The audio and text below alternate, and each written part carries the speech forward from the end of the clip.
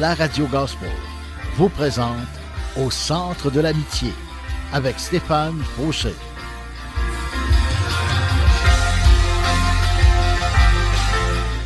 Et voici votre animateur, Stéphane Fauché. Bonjour et bienvenue, chers amis. Que la grâce et la paix du Seigneur Jésus-Christ lui-même nous soient accordées. Amen.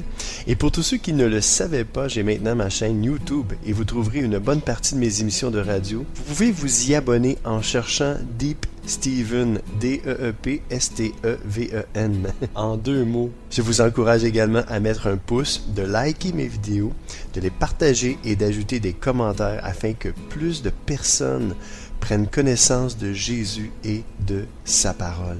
Soyez richement bénis. Je suis désolé, ma voix est enrhumée. Et oui, ça arrive des fois. Deep Steven est enrhumé. Et je suis content d'être avec vous. Et j'aimerais saluer tout de suite en partant, en fait, un collègue de travail, un ancien collègue de travail avec qui j'ai travaillé chez Pièces d'Auto Super, Mr. Benoît, et son collègue Patrice, que j'ai rencontré aujourd'hui. Alors, bonjour à vous et je vous souhaite de passer une belle journée. Content de vous avoir vu aujourd'hui. Amen. Alors, c'est ça. Et vous êtes à une station 100% chrétienne. Et on va parler de Jésus aujourd'hui. Donc, restez tunés, comme on dit. Fait que, le titre de mon message aujourd'hui s'intitule « Est-ce que je crois? » Est-ce que je crois? C'est une bonne question. Est-ce que je crois vraiment? J'aurais pu marquer « Est-ce que je crois vraiment? » Mais il y a quelque chose qui me disait de juste dire « Est-ce que je crois? Est-ce que j'ai la foi? Est-ce que je crois vraiment en Dieu? Est-ce que je crois vraiment en Jésus-Christ? Est-ce que je crois vraiment au Saint-Esprit que Dieu nous a envoyé? Est-ce que je crois? » C'est une bonne question. Pour moi, c'est comme un défi aujourd'hui. Je me dis « Seigneur, est-ce que je crois vraiment? » Qu'est-ce qui me prouve que je crois? Parce que, pour être honnête avec vous, je me dis, est-ce que je fais des actions? Est-ce que mes actions, mes paroles, mes pensées vont avec ce que je crois? Dans le sens, si je crois vraiment en Dieu, en Jésus-Christ, si je crois vraiment à son esprit, est-ce que toute ma vie s'aligne à est-ce que je crois? Il ne s'agit pas juste de croire en n'importe qui, n'importe quoi. Mais mon message aujourd'hui s'adresse à non seulement des croyants, mais à des incroyants qui ont toujours été attirés vers les choses de Dieu, ont toujours été attirés vers Jésus, mais qui se sont toujours, en fait, posé la question, est-ce que c'est vrai? La Bible, Dieu, Jésus, est-ce que c'est vrai?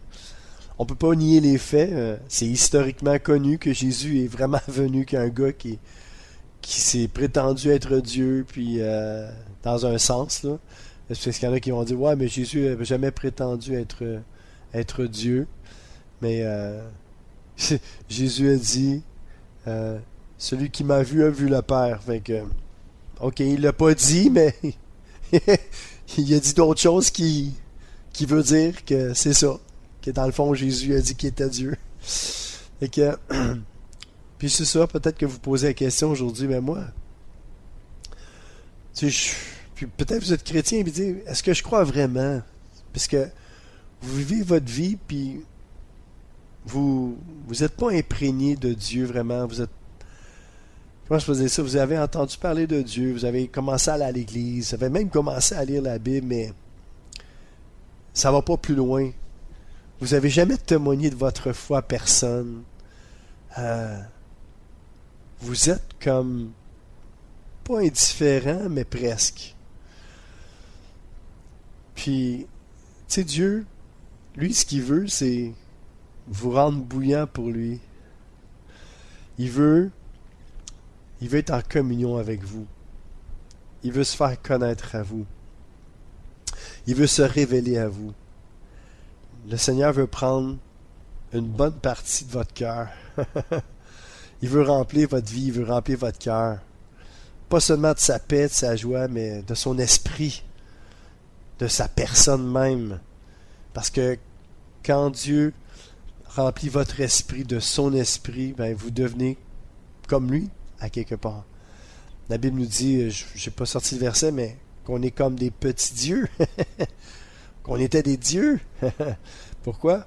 Parce que si l'Esprit de Dieu habite en nous, ben c'est l'Esprit de Jésus-Christ aussi, qui est ressuscité d'entre les morts, qui habite en nous. Puis si son Esprit habite en nous, ben c'est ça. On peut faire les mêmes choses qu'il a faites. C'est nice, hein? Jésus a guéri des malades, on peut guérir des malades. Jésus a chassé des démons, on peut chasser des démons. On peut intercéder. Jésus a intercédé pour ses disciples. Il a déjà intercédé pour nous. 2000 ans avant qu'on soit nés. Jésus intercédait pour tous ceux qui allaient naître, puis qui étaient pour se tourner vers lui. En tout cas, aujourd'hui, si vous avez le goût d'entendre parler de Jésus, restez avec moi. Restez tunés.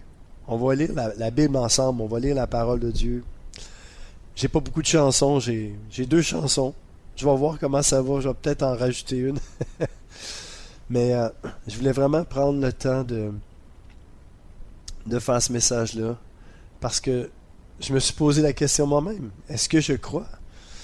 Puis si je crois, qu'est-ce que je fais? Qu'est-ce que je fais? Vous allez me dire, aujourd'hui, ben là, tu es en train de nous parler de Dieu. C'est déjà bon, là. Je pense que tu crois, là. Parce que là, tu es à la radio, radio chrétienne en plus. Puis là, tu parles de Dieu, tu vas parler de Jésus. Fait que c'est déjà pas pire.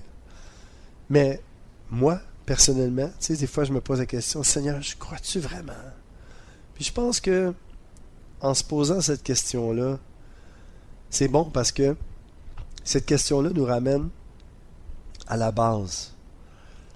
Tu sais, hey, moi, ok, c'est beau, je parle de toi à la radio, je parle de toi un peu partout, je pense à toi, je prie, je lis ma Bible. Mais, des fois, je me dis, est-ce que j'ai vraiment confiance en toi, Seigneur? Parce que la foi, c'est un peu ça. Je dis, oui, je crois, mais la Bible nous dit que les démons aussi y croient. Mais ils tremblent. Ils savent qui est Dieu. Puis je parlais à quelqu'un récemment, puis il dit, tu sais, on dit tout qu'on croit, mais est-ce qu'on craint Dieu? Craindre Dieu, c'est est-ce qu'on a un respect pour lui, pour sa personne? Est-ce qu'on a un respect pour les choses de Dieu? Est-ce qu'on met en application sa parole qui nous dit « Aime ton prochain comme toi-même » ? C'est quelque chose, hein? Puis faites aux autres ce que vous voudriez que l'on fasse pour vous. Est-ce que l'on fait vraiment ça? Souvent, on fait plus le contraire. On dit, ben ouais, mais moi, je fais pas aux autres ce qu'on veut. Je veux pas qu'on me fasse. Ouais, mais c'est bon, ça, mais ce qui est encore meilleur, c'est ce que Jésus a dit. Faites aux autres ce que vous voudriez que l'on fasse pour vous. Ouais, ça, c'est un autre paire de manches, hein? Faites aux autres ce que vous voudriez que l'on fasse pour vous. Ça enclenche une action. On peut pas rester juste assis puis dire, ouais, mais moi, je fais pas aux autres ce que je veux pas qu'on me fasse. Ouais, mais est-ce que tu as fait aux autres ce que tu voudrais que l'on te fasse? T'aimerais ça que les gens t'appellent? Est-ce que tu appelles les gens?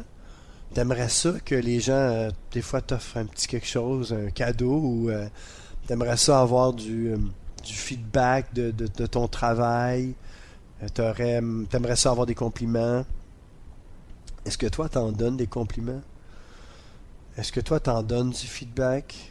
Est-ce que toi, tu fais une action pour quelqu'un? Je connais quelqu'un aujourd'hui qui va aller voir des gens sans domicile fixe, des itinérants à Montréal, parce que il a cru en Jésus. Puis cette personne-là aujourd'hui, c'est mon fils, David. David que j'aime, que Jésus a touché, que Jésus s'est révélé à lui. Mon fils a vu la lumière. Mon fils, on pourrait quasiment dire qu'il a vu Jésus. Mon fils ne croyait pas en Jésus.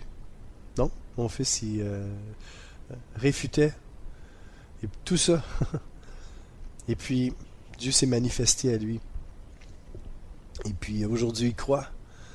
Puis parce qu'il croit, ben aujourd'hui, il va inviter quelqu'un qui est sans domicile fixe ou qui est dans la rue. Il va aller le voir, puis il va aller l'inviter à manger au restaurant. Parce que souvent, les itinérants, ils n'ont rien à manger. Puis bien souvent, ils n'ont pas d'argent non plus. Puis c'est pas facile. Moi, j'en vois des gens tous les jours, puis je fais comme, Seigneur, c'est trop dur. Puis des fois, mon cœur est poussé à faire quelque chose pour eux. Des fois, de leur donner quelque chose à manger aussi. Ou des fois, juste leur apporter un verre d'eau. C'est une bonne action. Mais c'est pas nos bonnes actions qui nous méritent le ciel. Mais c'est parce qu'on croit en Dieu qu'on fait des bonnes actions. C'est pas en faisant des bonnes actions qui va nous mériter le ciel, parce qu'on ne mérite pas le ciel, personne ici sur cette terre. C'est juste une grâce de Dieu. Être sauvé, avoir la vie éternelle, c'est une grâce de Dieu. Ça vient pas de nous, ça vient de Dieu. Et c'est un don gratuit qui vient de Dieu. La foi, c'est un don gratuit qui vient de Dieu. Mais quand Dieu nous donne la foi, qu'est-ce qu'on fait avec cette foi-là? Est-ce qu'on la met en pratique? Ou on la laisse dormir sur une tablette, une des tablettes de nos cœurs? Des fois, avec notre cœur qui semble tellement dur, tellement, je pourrais dire, tellement loin de Dieu, tellement loin de ses plans. Alors c'est pour ça que moi je me pose cette question-là pour moi-même aujourd'hui. Mais je vous la pose aussi à vous qui m'écoutez. Est-ce que tu crois? Et si tu crois, qu'est-ce que tu fais? Et si tu crois en Jésus, et si tu crois en Dieu, est-ce que tu lui fais confiance? Est-ce que tu le respectes? Respectes ses voies? Est-ce que tu respectes sa personne? Est-ce que tu es en communion avec lui? Est-ce que tu passes du temps avec lui? Est-ce que tu crois? Et je me pose encore cette question. Seigneur, est-ce que je crois vraiment? Est-ce que je te fais vraiment confiance? Et ma prière aujourd'hui, c'est Seigneur, je veux que tu me montres si je crois vraiment en toi. Si vraiment je te fais confiance. Ou je suis juste une personne qui dit, ah Seigneur, ou qui dit à tout le monde, moi je crois en Dieu. Puis, je ne change pas, je ne suis pas transformé par le Seigneur. Je suis juste quelqu'un qui dit qu'il croit en Dieu.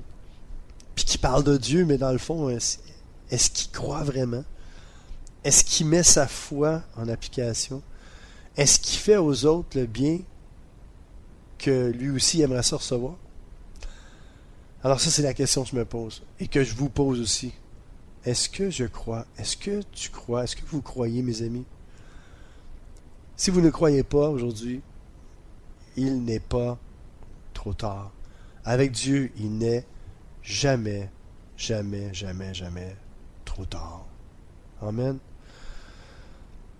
Écoutez, on va ensemble écouter un super beau chant de Claude et Julia qui nous interprètent Je veux croire. Et vous êtes toujours sur les ondes du 1650 AM à Montréal. Soyez bénis.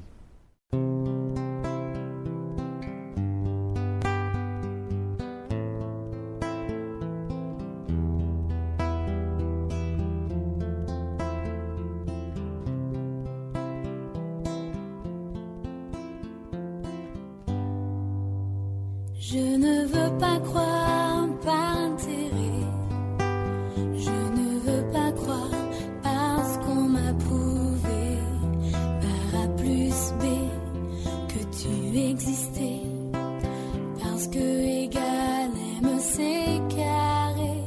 Je ne veux pas croire bêtement, je ne veux pas croire que par sentiment. Je veux croire en toi, parce que dans mon cœur, ta voix me dit que tu es Seigneur. Je veux croire, parce que mon cœur me dit de croire que Jésus est le seul chemin,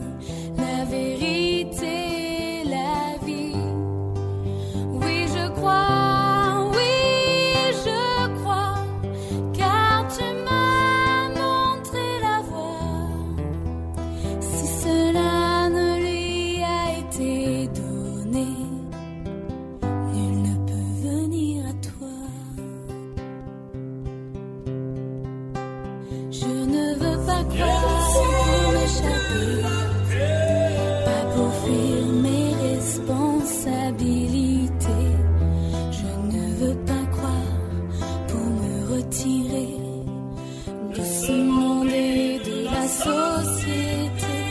Je ne veux pas croire histoire de changer comme un nouveau truc à essayer. Je veux croire en toi parce que je reconnais que tu es bien la seule vérité.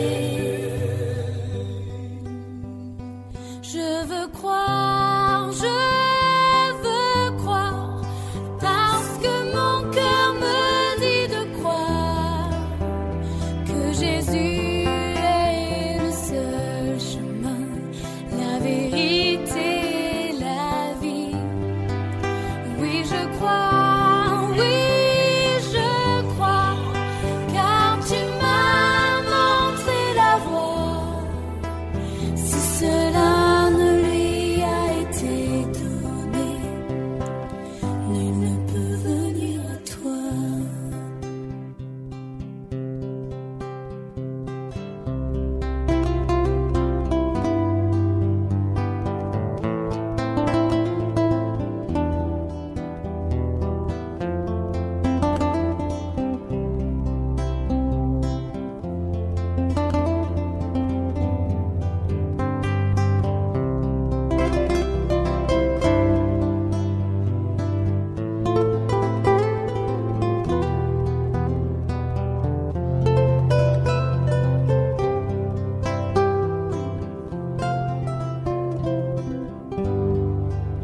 Je veux croire, parce que mon cœur me dit de croire que Jésus est le seul chemin, la vérité, la vie. Oui, je crois, car tu m'as montré la voie. Si cela ne lui a été donné, nul ne peut venir à toi. Si cela ne lui a été donné, nul ne peut venir à toi. Nul ne peut venir à toi. Venir à toi. Venir à toi. Nul ne peut venir à toi. Et oui, c'était en fait Claude et Julia qui nous interprétaient « Je veux croire ». Mon ami, est-ce que tu veux croire aujourd'hui? Ben, si tu es comme moi aussi je veux croire. Il y a quelque chose en moi qui me dit « Je dois croire, je désire croire, je veux croire ». Et on va lire la parole de Dieu ensemble, comme je disais tantôt. Je me suis laissé aller un peu, puis c'est bien. En fait, c'est le passage où ce que les Juifs ça nous parle, puis ça nous dit que les Juifs ils sont restés incrédules face à la prédication des disciples de l'apôtre Paul. On voit ça dans Jean, à ce moment-là.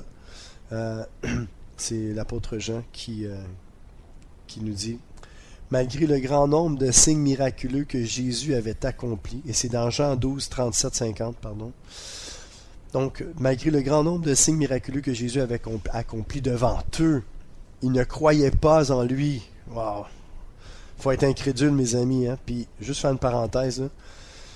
Moi, j'ai commencé à vraiment confesser mon incrédulité à Dieu. Puis j'ai dit, Seigneur, je te confesse mon incrédulité. Puis à un moment donné, j'ai entendu dire que, tu sais, l'incrédulité, c'est pas juste de ne pas croire, mais aussi, il y a quelqu'un qui nous empêche de croire, puis c'est Satan. Puis Satan, lui, il y a bien du monde avec lui, bien des démons. Puis un démon qui s'appelle l'incrédulité. Ça s'appelle le démon de l'incrédulité. Et vous pouvez prendre autorité dans le nom de Jésus. Pour ceux qui sont croyants aujourd'hui, puis qui m'écoutent, puis qui savent de quoi je parle, vous pouvez dire, maintenant, je prends autorité contre cet esprit d'incrédulité-là dans ma vie, dans le nom de Jésus-Christ de Nazareth. Et j'ordonne à cet esprit d'incrédulité de quitter ma vie, mon âme, mon cœur, mon corps, toute ma vie, ma famille, ma maison, dans le nom de Jésus. Et de ne plus jamais revenir dans ma vie. Amen. Faites cette prière-là. Vous allez voir que le démon d'incrédulité va partir, puis votre foi va augmenter. Amen. Alors, plusieurs ne croyaient pas en lui. Verset 38, « Ainsi s'accomplit ce que le prophète Ésaïe avait prédit. Seigneur, qui a cru à notre message et à qui la puissance du Seigneur a-t-elle été révélée? » Verset 39, « Pourquoi ne pouvait-il pas croire? » C'est encore Ésaïe qui nous en donne la raison quand il dit « Dieu les a aveuglés, il les a rendus insensibles, afin qu'ils ne voient pas de leurs yeux, qu'ils ne comprennent pas avec leur intelligence, qu'ils ne se tournent pas vers lui pour qu'il les guérisse. » Là, vous allez me dire, ouais, mais t'as peu, là. C'est Dieu qui les a aveuglés, c'est écrit noir sur blanc dans ta Bible. Là. Dieu les a aveuglés, les a rendus insensibles. C'est pour ça qu'ils n'ont pas pu croire. Savez-vous quoi? Il faut relire un peu le passage qui vient un peu avant. C'est parce qu'ils ne voulaient pas croire. Ça le dit ici, tu sais. Malgré le grand nombre de signes miraculeux que Jésus avait accomplis devant eux, ils ne croyaient pas en lui. L'incrédulité les avait aveuglés. Le démon de l'incrédulité les avait aveuglés. Et ça dit, ainsi s'accomplit ce que le prophète Ésaïe avait prédit. Seigneur, qui a créé notre message et à qui la puissance du Seigneur a-t-elle été révélée? Plein de prophètes ont parlé de la part de Dieu, même dans le passé. Puis il y a plein de gens qui n'ont pas cru. Mais est-ce que c'est vraiment, comme c'est écrit là, mais c'est Dieu qui les a aveuglés? Oui, mais il les a aveuglés après qu'ils aient refusé de croire. Parce que c'était évident. Quand la mer Rouge s'est ouverte en deux, là, même après ça, il y en a qui n'ont pas cru. Mais là, c'est pour ça que Dieu dit, God, je vais les aveugler là. Puis je vais les rendre insensibles. Tu sais? Comprenez que Dieu, dans son amour, c'est pas qu'il veut pas qu'on croie, mais c'est parce que il y a quelque chose dans nous qui, c'est comme j'ai dit, il y a notre décision, c'est une décision. Est-ce qu'on veut croire? Oui? OK. Après ça, est-ce qu'il y a quelqu'un qui nous empêche de croire? Est-ce que c'est l'ennemi de notre âme? Puis troisièmement, si c'est pas l'ennemi de notre âme, puis nous on veut vraiment croire, y a-t-il quelque chose d'autre qui peut nous empêcher de croire? Tu sais, notre manque de foi. Mais je veux pas que personne se sente coupable aujourd'hui. Au contraire, je veux donner la chance à tout le monde de pouvoir croire. Et c'est pour ça que je fais ce message-là, pour vous encourager, parce que j'ai pas fini de lire ce que j'ai à vous lire. Puis il y en a tellement de stock, je ne sais pas si je vais faire ça en 2 messages, mais juste pour vous dire que, tu sais, la foi, là, puis tout ça, ça vient de Dieu. Je vais vous lire un commentaire biblique tantôt aussi par rapport à ça. Puis, si, là, on s'endurcit, tu sais, on voit les évidences de l'amour de Dieu, comme la Bible nous dit, tu sais, les gens sont sans excuse quand ils voient là, la nature, puis toutes les belles choses qu'on voit, là. Ben, la Bible dit que les gens sont sans excuse devant lui. Puis qui dit, ouais, ben moi, je n'ai pas cru parce que, regarde, tu t'es jamais manifesté à moi, mais regarde la nature. Regarde l'être humain quand il commence à pousser dans le ventre de sa maman. C'est pas un beau miracle, ça. C'est un des plus grands miracles. Il y a la naissance physique, mais il y a la naissance spirituelle aussi qui est un beau miracle. Naître de nouveau, naître de l'Esprit de Dieu. Mais Dieu est bon, mes amis. Dieu est bon. Et je vais continuer parce que je voulais vraiment pas vous perdre là, en conjoncture. Quand ça dit Dieu les a aveuglés, ouais, mais attends, c'est parce que ils ont pas voulu croire. Fait que là, il dit, OK, Dieu n'a pas le choix. Je vais les aveugler, je vais les rendre insensibles. Ils veulent pas croire. Mais est-ce que si toi tu veux croire, c'est d'autres choses. Puis si tu vois des choses que tu sais que c'est miraculeux, là, mais vas-y, crois-le, puis ne doute pas dans ton esprit. Verset 41, on est toujours dans Jean 12, 41. Ésaïe a dit cela parce qu'il avait vu la gloire de Jésus et qu'il parlait de lui. Il avait vu la gloire de Jésus, c'est hot, hein? Verset 42, et pourtant, même parmi les dirigeants, beaucoup crurent en lui, mais à cause des pharisiens, ils n'osaient pas le reconnaître ouvertement, de peur d'être exclus de la synagogue. Des fois, on se dit, ouais, mais si je me mets à croire en Dieu, va-tu falloir que j'aille à l'église? Là, les gens vont penser quoi de moi? Ils vont dire, ouais, t'es rentré dans une secte, c'est quoi cette affaire-là? C'est quoi, t'as changé de religion?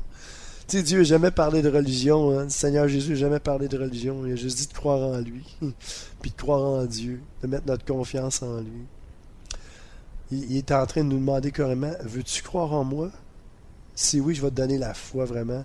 Puis j'ai entendu quelqu'un dire récemment, c'est un prédicateur qui prêche en Israël, c'est vraiment bon. Puis il dit, t'as pas besoin de te forcer à croire, parce que la foi, ça vient de Dieu. Mais, t'aimerais-tu ça que Dieu se manifeste à toi? Aimerais-tu vraiment ça, croire, d'avoir la foi? Puis, t'as juste à demander à Dieu, Seigneur, si t'existes vraiment, là, prouve-moi-le. Manifeste-toi en moi. Puis sais-tu quoi? Il prêche ça dans les rues, puis j'étais comme, wow, j'aime ça. Puis quand il a dit, tu sais, t'as pas besoin de te forcer pour croire. Ça m'a vraiment touché. Puis c'est là que ça me dit, fais un message là-dessus. Dis aux gens qu'ils n'ont pas besoin de se forcer à croire. Je suis là pour eux. Je veux leur donner la foi. Je veux qu'ils croient en moi. Puis je suis prêt à les aider pour qu'ils croient en moi. Pourquoi? Parce que je veux qu'ils aient la vie éternelle. Dieu veut vraiment qu'on croit en lui, mais on n'a pas besoin de se forcer comme des malades puis dire hey, il faut que je croie là. Hey, si je crois pas, oublie ça là. Hey, c'est malade là, il faut absolument que je croie. Mais non. Est-ce que tu désires croire? Est-ce que tu aimerais ça croire en Dieu? Est-ce que tu aimerais ça que Dieu se révèle à toi? Si oui, mon ami, il n'est pas trop tard. Si tu veux vraiment croire en Dieu, tu as juste à dire, Seigneur, j'aimerais ça croire en toi, mais viens au secours de mon incrédulité, parce qu'il n'y a rien en moi qui croit en toi. Et si tu peux me donner la foi, mais Jésus a dit, si tu peux, tout est possible à celui qui croit.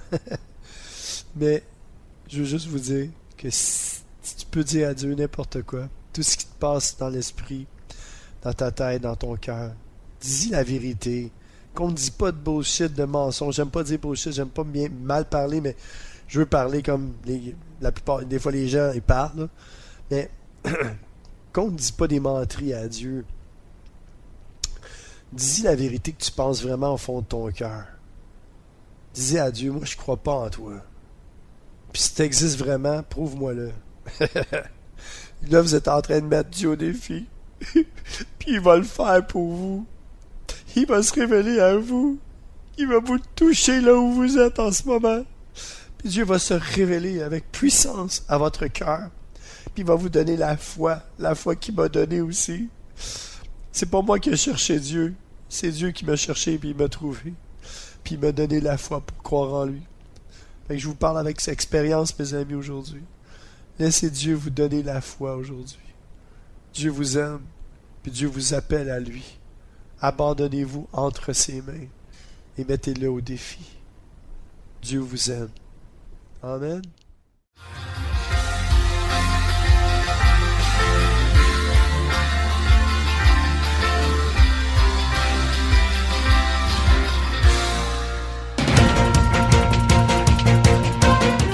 CKZW 1650 AM, Montréal. C'est l'émission Au centre de l'amitié avec Stéphane Fauché.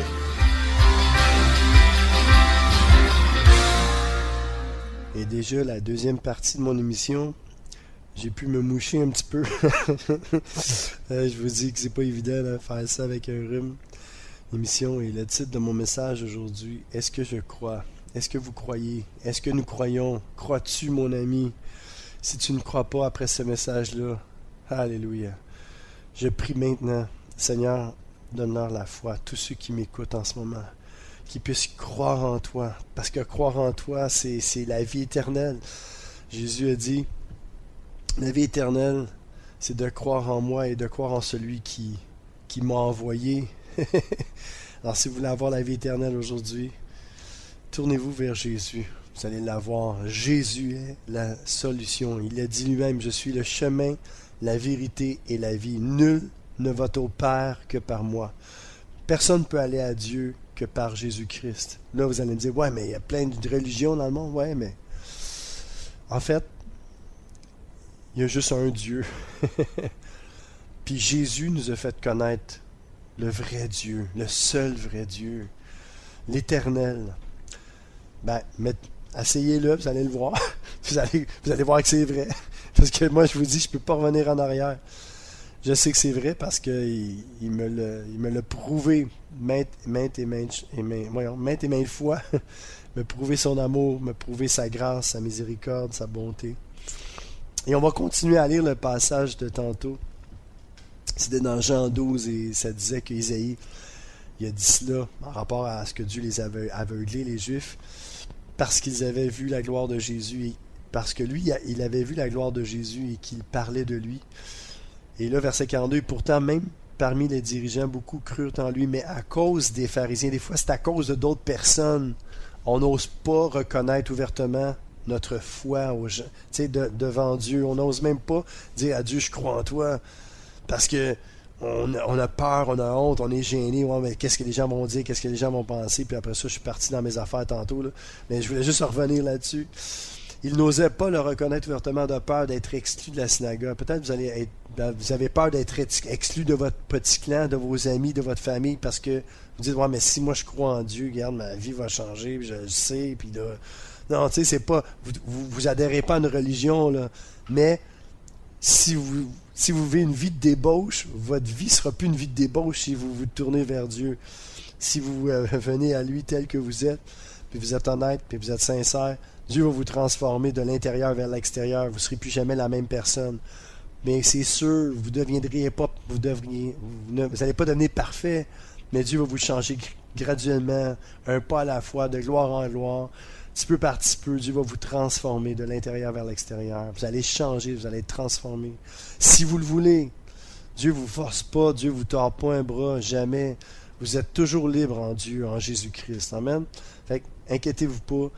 Venez à lui tel que vous êtes. N'ayez pas peur.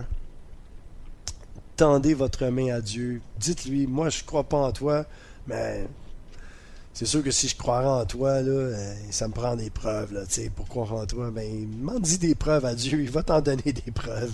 Si tu ne vois pas les preuves encore avec la naissance d'un petit bébé qui se forme dans le ventre de sa maman, si tu ne vois pas toute l'étendue du ciel, de la mer, toutes les beautés dans ce monde, si tu vois pas tout ça, je sais qu'il y a un côté sombre, il y a un côté sale, il y a un côté laid, mais regarde le beau côté des choses, ok?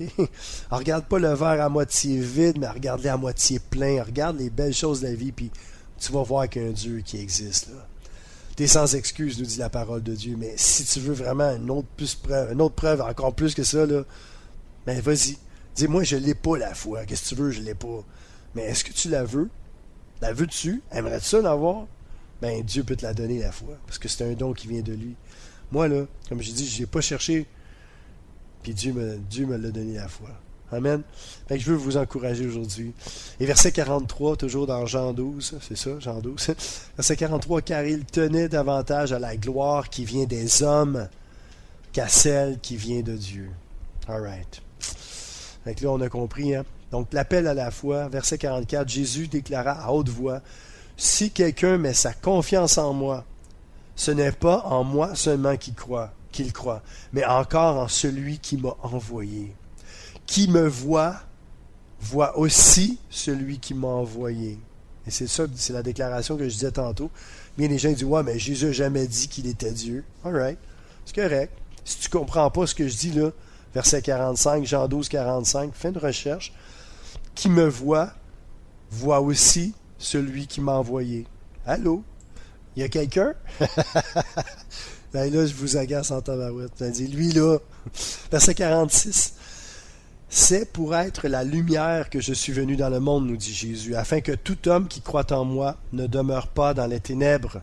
Dieu ne veut pas vous voir dans les ténèbres, il veut vous sortir des ténèbres. Verset 47, si quelqu'un entend ce que je dis, mais ne le met pas en pratique, ce n'est pas moi qui le jugerai, car je ne suis pas venu pour juger le monde, mais pour le sauver. Dieu veut vous sauver, mes amis. Celui, verset 48, celui donc qui me méprise et qui ne tient pas compte de mes paroles a déjà son juge. 2 points. C'est cette parole même que j'ai prononcée. Elle le jugera au dernier jour, mes amis. S'il vous plaît. S'il vous plaît, tournez-vous vers Dieu. Demandez à Dieu de vous donner la foi si vous ne l'avez pas. Puis si vous l'avez, dites Seigneur, augmente ma foi. Puis si vous sentez qu'il y a quelque chose qui vous empêche de croire tout le temps puis que vous êtes incrédule, prenez autorité au nom de Jésus. Et chassez tout esprit d'incrédulité de votre vie, de votre âme, de votre cœur, de votre esprit. Moi, je ne prends pas de chance, je les nomme toutes. De mon corps, de ma famille, de ma maison, de tout, de ma voiture, qu'importe. Je chasse tout esprit d'incrédulité sur cette terre. Amen. Alléluia. Et verset 49, « Car je n'ai pas parlé de ma propre initiative, nous dit Jésus. Le Père qui m'a envoyé m'a ordonné lui-même ce que je dois dire et enseigner. » Verset 50, « Or, je le sais bien, l'enseignement que m'a confié le Père, c'est la vie éternelle. Et mon enseignement consiste à dire fidèlement ce que m'a dit le Père. » Alléluia. La parole de Dieu est tellement belle, mes amis. C'est pas juste un beau roman, c'est pas juste un livre, c'est la parole même de Dieu, du Dieu vivant, qui nous change, qui nous transforme, qui fait de nous des nouvelles créatures nées de nouveau, remplies de l'Esprit. Amen. Qu'est-ce que la foi? Hébreux 11.1 nous dit, la foi est une façon de posséder ce qu'on espère. C'est un moyen d'être sûr des réalités qu'on ne voit pas. Je le répète. La foi, c'est une façon de posséder ce qu'on espère. C'est un moyen d'être sûr des réalités qu'on ne voit pas. Avez-vous déjà vu Dieu? Non. Avez-vous déjà vu Jésus? Non. Moi non plus en passant. Et je sais qu'un jour je vais le voir, mais je ne l'ai jamais vu. Puis sur cette terre, je ne pense pas de le voir. Il peut peut-être se montrer à moi, comme il peut le faire avec vous. Mais on sait qu'un jour, il va y avoir un jugement, puis on va faire face à Dieu. Faire face à la musique, comme on dit. Mais quand Dieu te donne la foi, c'est comme une façon de posséder ce que tu espères. Dans le sens, c'est un moyen d'être sûr des réalités qu'on ne voit pas. Quand Dieu te donne la foi, tu le sais que Dieu existe. Tu sais que la Bible est vraie. Que Jésus est... De toute façon, Jésus a déjà existé. Mais tu sais que Jésus était le Fils de Dieu. Parce que c'est Dieu qui te donne cette foi-là, de croire vraiment en lui. De croire que Jésus-Christ était le Fils de Dieu et qu'il est le Seigneur des Seigneurs et qu'un jour il va revenir chercher son Église. Il va revenir chercher ceux qui auront cru en lui. Puis malheur à ceux qui n'auront pas cru en lui, parce que c'est ça, ça va chauffer. J'en dis pas plus. Alors c'est ça la foi. Quand tu l'as, là, tu le sais. Quelqu'un dit, je sais que je sais que je sais. C'est comme, c'est ça, je le sais, c'est tout. Hébreux 11.6 nous dit, or sans la foi, il est impossible de lui être agréable. Est-ce que tu aimerais être agréable à Dieu? Oui. Ben, si tu n'as pas la foi, tu ne peux pas lui être agréable. Même si tu es une bonne personne, même si tu fais le bien tout autour de toi, même si tu vas jusqu'à faire ce que tu aimerais qu'on te fasse, puis tu ne crois pas en Dieu, tu ne crois pas en Jésus, même si tu fais tout ce que Jésus te demande, on n'est pas sauvé par les œuvres. Je vais vous le lire. On est sauvé par la foi. On va avoir la vie éternelle par la foi. Même si tu es un bon gars, une bonne fille, une bonne madame, un bon monsieur, qui va à l'église, qui est gentil avec tout le monde, mais que dans le fond, il ne croit pas vraiment, qui n'a pas vraiment la foi en Dieu, en Jésus-Christ, ben, il n'y a pas de place. Il n'y a pas de place pour toi au ciel, malheureusement. C'est grave, hein? C'est grave, parce que ce que je vous dis, mais en même temps, je me dis, my gosh, hey, Deep, t'es dur aujourd'hui, là. T'es raide en tabarouette, là. Ben, en fait, c'est pas moi qui est dur ou qui est raide. La Bible est claire, celui qui a le Fils a la vie. Celui qui n'a pas le Fils, on parle de Jésus, n'a pas la vie. Et je veux pas que vous vous sentiez comme jugé aujourd'hui. Parce que Jésus, je l'ai dit tantôt, Jésus n'est pas venu pour juger, mais pour que le monde soit sauvé au travers de lui. Moi, je te demande aujourd'hui de croire en Jésus. Puis pour cela, je veux juste prier le Père en ce moment même. Seigneur, Dieu Tout-Puissant, puisses-tu donner et accorder la foi à tous ceux qui m'écoutent aujourd'hui? Il y a quelqu'un qui a besoin de croire. Il y a quelqu'un qui est sans toi, puis qui est perdu pour l'éternité. Peut-être qu'il ne se sent pas perdu, mais il est perdu. Il va mourir, Seigneur. Pas juste mourir physiquement, mais il va mourir spirituellement. Puis tu veux sauver cette personne-là. Tu veux sauver cet homme-là. Tu veux sauver cette femme-là. Tu veux sauver ce jeune homme-là, cette jeune femme-là. Tu veux les sauver, Seigneur. Et tu es venu pour sauver et non pour juger et condamner le monde, mais qu'à travers toi, on soit sauvé. Alors, Seigneur, puisses-tu accorder la foi, donne-leur la foi. Manifeste-toi à eux. Donne-leur la foi afin qu'ils puissent vraiment croire en toi et que tu puisses inscrire leur nom dans le livre de la vie éternelle. Afin que si jamais ils décédaient aujourd'hui, après avoir cru en toi, je sais qu'ils vont avoir la vie éternelle pour toujours. Ils vont demeurer avec toi éternellement. Ils vont être sauvés. Sauvés de quoi? Sauvés d'un enfer, d'une séparation éternelle avec toi. Un endroit où il ne fait pas bon vivre, puis où il y a des tourments, des grincements dedans, puis de la torture sans arrêt, puis des douleurs sans arrêt. Comme une femme qui est en douleur. Apparemment que ça fait tellement mal. Seigneur, mais ça va être éternellement comme ça pour ceux qui n'auront pas eu le Fils de Dieu dans leur vie. Et Seigneur, tu veux donner la foi à tous ceux qui m'écoutent aujourd'hui. Alors Père, accorde-leur la foi, parce que c'est gratuit. Et tout ce qui vient de toi est gratuit, Seigneur. Que ton nom soit béni, Seigneur Jésus. Je te dis merci, Père éternel, de donner la foi à tous ceux qui m'écoutent aujourd'hui. Merci, Papa d'amour. Alléluia. Alors, et c'est ce que je disais, Hébreux 11:6, alors sans la foi, il est impossible de lui être agréable. Quand bien même vous êtes une bonne personne, vous ne pouvez pas être agréable à Dieu sans la foi en son Fils Jésus-Christ.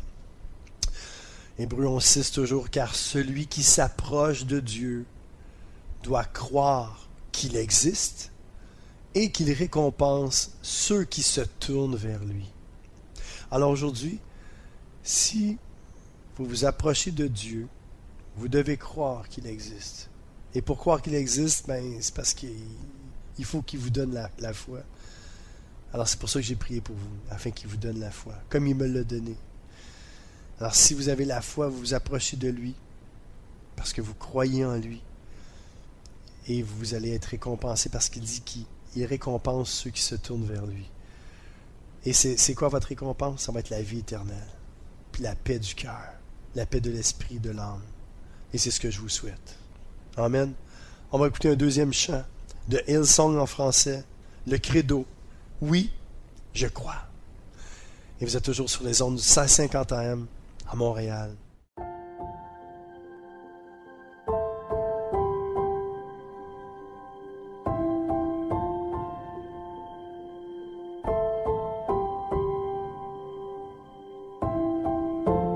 Notre Père éternel, toi qui as tout créé, Dieu tout-puissant, c'est par ton Saint-Esprit que Jésus fut conçu, Christ notre Sauveur. Oui, je crois en Dieu notre Père. Oui, je crois en Christ son Fils. Oui, je crois en ton Saint-Esprit, ô Trinité divine. Oui, je crois à la résurrection, que nous vivrons à jamais. Car oui, je crois dans le nom de Jésus.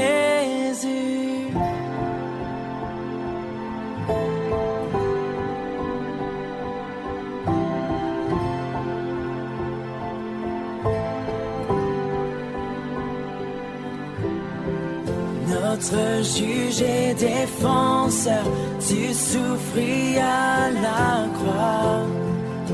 Le pardon est en toi. descendu jusqu'aux ténèbres, tu es ressuscité, à jamais élevé.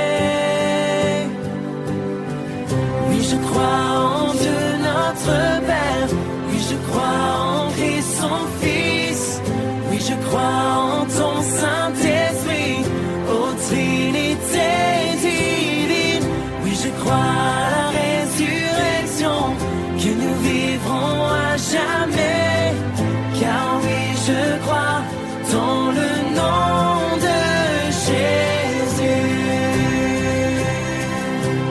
Oui, je crois en lui. Oui, je crois qu'il est vivant. Oui, je crois que Jésus est Seigneur.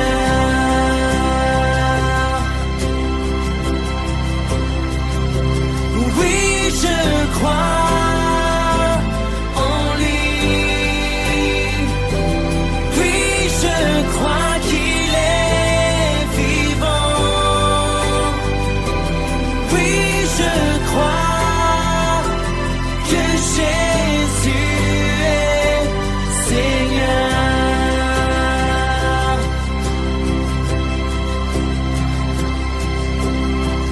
Oui, je crois à la vie éternelle. Je crois que d'une vierge il est né.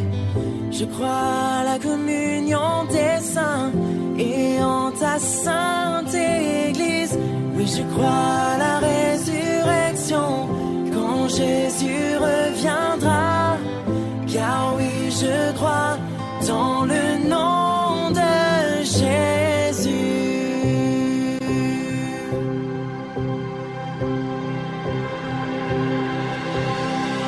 Oui, je crois en Dieu notre Père. Oui, je crois en Christ son Fils. Oui, je crois en ton Saint-Esprit, ô Trinité divine. Oui, je crois à la résurrection, que nous vivrons à jamais. Car oui, je crois dans le nom de Jésus. Oui, je crois en Dieu notre Père.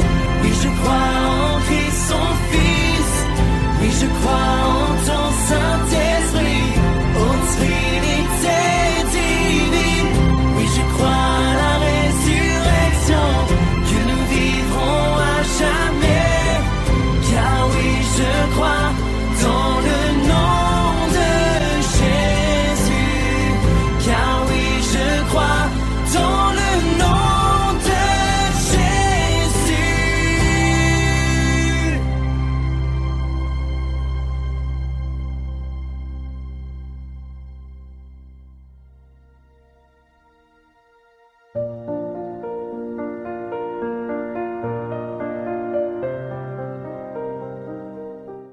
Et on continue avec la suite de mon titre. Est-ce que je crois? Est-ce que vous croyez? Est-ce que nous croyons? Tellement important de croire. De croire en Dieu, mais aussi, pas juste dire qu'on croit, mais de croire vraiment, avec aucun doute dans notre esprit. Amen. On va lire ensemble un passage d'Écriture dans Éphésiens 2, 1 à 10. De la mort à la vie. Autrefois vous étiez morts à cause de vos fautes et de vos péchés. Par ces actes, vous conformiez alors votre manière de vivre à celle de ce monde, et vous suiviez le chef des puissances spirituelles mauvaises, cet esprit qui agit maintenant dans les hommes rebelles à Dieu. Verset 3. Nous aussi, nous faisions autrefois tous partie de ces hommes. Nous vivions selon nos mauvais désirs d'hommes livrés à eux-mêmes, et nous accomplissions tout ce que notre corps et notre esprit nous poussaient à faire. Aussi étions-nous par nature voués à la colère de Dieu, comme le reste des hommes. Verset 4. Mais Dieu est riche en bonté. Aussi, à cause du grand amour dont il nous a aimés, alors que nous étions morts à cause de nos fautes, il nous a fait revivre les uns et les autres avec Christ. C'est par la grâce que vous êtes sauvés. Verset 6. Par notre union avec Jésus-Christ, Dieu nous a ressuscités les uns et les autres et nous a fait siéger les uns et les autres dans le monde céleste. Verset 7.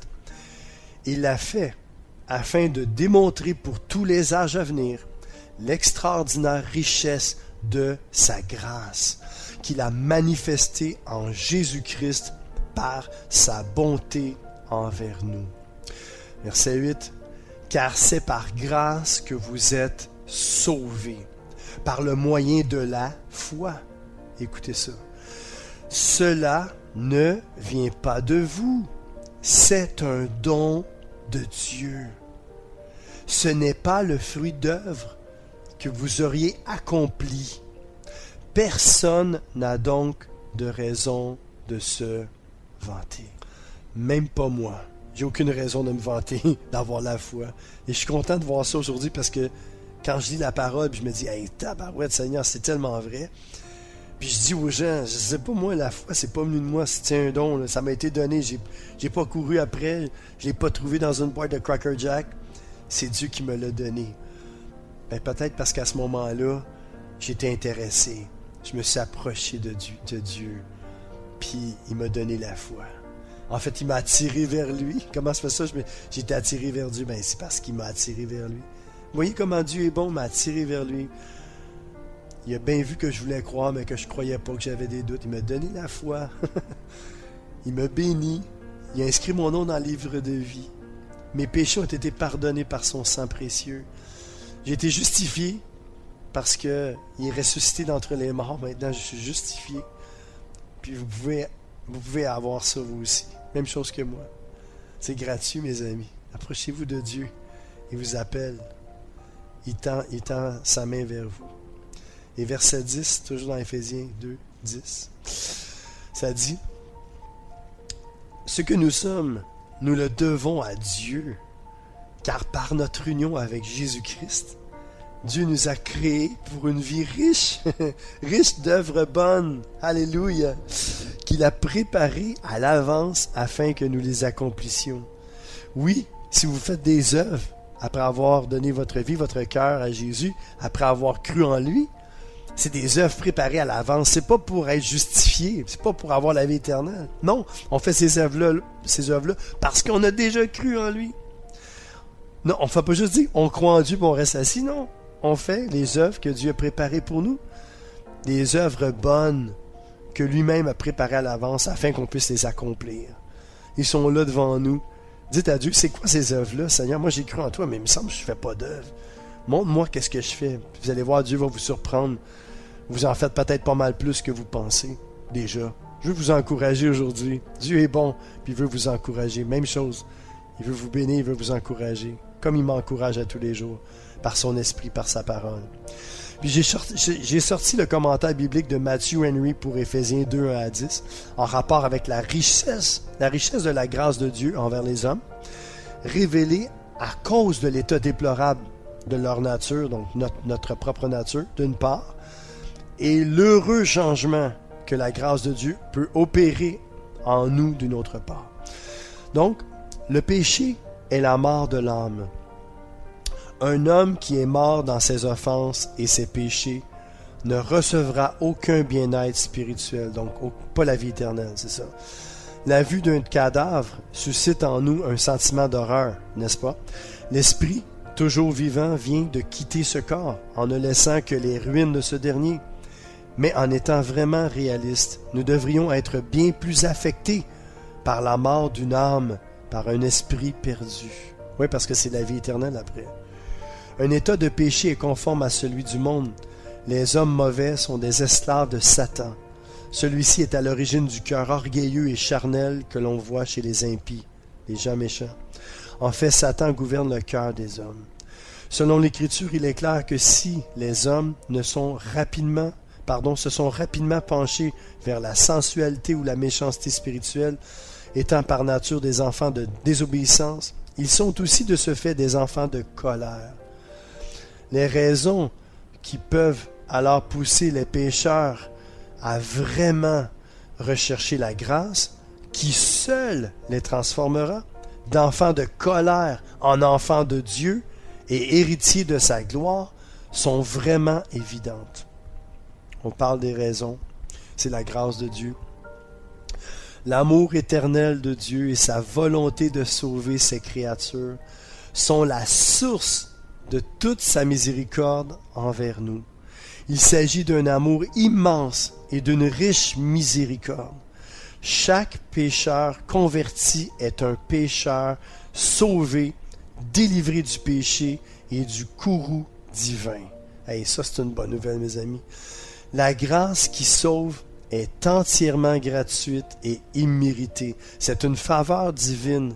Elle sauve non pas selon les œuvres de la loi, mais par la foi en Jésus-Christ. La grâce représente pour l'âme une nouvelle vie. Un pécheur régénéré devient une âme vivante. Il vit désormais dans la sainteté. Étant uni à Dieu, il vit étant délivré de la culpabilité de ses péchés par la grâce qui pardonne et qui justifie. Le pécheur vacant dans la dépravation de ce monde, les âmes sanctifiées résident dans les lieux célestes. Elles sont élevées au-dessus de ce monde par la grâce de Christ. La bonté divine qui a converti et sauvé les pécheurs repentants. Il faut se repentir de nos péchés, dire « Seigneur, pardonne-nous ». Encourage les autres à espérer dans la grâce et la miséricorde. Amen. Notre foi, notre conversion et notre salut éternel ne proviennent pas des œuvres, afin que personne ne puisse s'en glorifier, afin que toute vantardise soit vaine. Tout salut provient de Dieu, tout salut provient du don gratuit de Dieu. Nous sommes ramenés à la vie par son pouvoir. Tel était son but auquel il nous a préparés en nous bénissant par la connaissance de sa volonté et de son Esprit Saint. Cela opère un tel changement en nous que nous devons glorifier verbalement le Seigneur et persévérer dans la sainteté. Sur les bases de l'Écriture, nul ne peut contredire cette doctrine du salut, ni l'accuser faussement de nous conduire à nouveau vers le mal.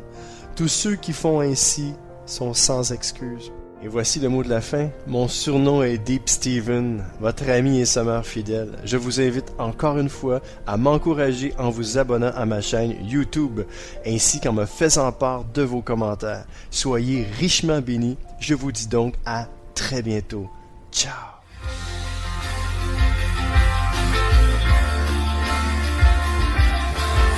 CK7W, la radio gospel, vous a présenté l'émission Au centre de l'amitié avec Stéphane Fauché.